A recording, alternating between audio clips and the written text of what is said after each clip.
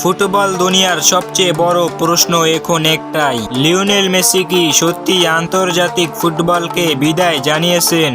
ভেনেজুয়েলার বিপক্ষে বিশ্বকাপ বাছাই পর্বের ম্যাচে আবেগপ্রবণ মুহূর্ত তৈরি হয়েছিল।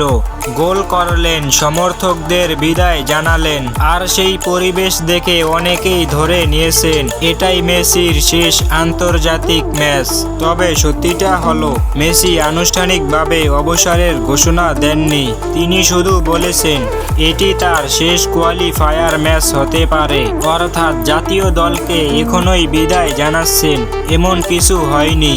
কিন্তু মেসি ফ্যানদের মাঝে প্রশ্ন রয়ে গেছে, তাহলে কি মেসি 2026 বিশ্বকাপ খেলবেন? এই প্রশ্নের জোরালো উত্তর দিয়েছেন তার দীর্ঘদিনের সতীর্থ অ্যাঞ্জেল ডি মারিয়া।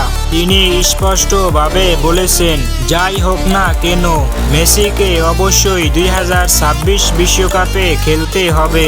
ডি মারিয়ার চোখে আর্জেন্টিনার হয়ে শেষবারের মতো মেসিকে বিশ্বকাপের মাঠে দেখা জরুরি। অন্যদিকে মেসি নিজে খুব সতর্কভাবে বলেছেন তিনি শুধু প্রতিটি মুহূর্ত উপভোগ করতে চান। সরাসরি অবসর ঘোষণা না করায় জল্পনা আরও বেড়েছে। একই সাথে আর্জেন্টিনার কোচ লিওনেল স্কলোনি জানিয়ে দিয়েছেন মেসির সিদ্ধান্ত পুরোপুরি তার নিজের হাতে।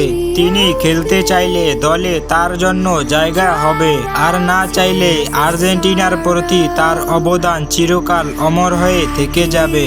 অন্যদিকে মেসি ফ্যানদের মাঝে নতুন আলোচনা শুরু হয়েছে। ভেনেজুয়েলার বিপক্ষের ম্যাচে মেসির শেষ অধ্যায় মেনে নিতে চাচ্ছেন না তারা। যেভাবেই হোক মেসিকে দেখতে চান 2026 বিশ্বকাপে। মেসি ছাড়া আর্জেন্টিনা যেন পুরো রংহীন। তাছাড়াও মেসির শেষ বিদায়ের দিন তার প্রিয় বন্ধু অ্যাঞ্জেল ডি মারিয়া আসেননি তাকে বিদায় জানাতে। এখন প্রশ্ন একটাই, মেসি কি আবারও বিশ্বকে মুগ্ধ করবেন 2026 বিশ্বকাপে, নাকি ভেনেজুয়েলার বিপক্ষেই ছিল তার জাতীয় দলের শেষ অধ্যায়?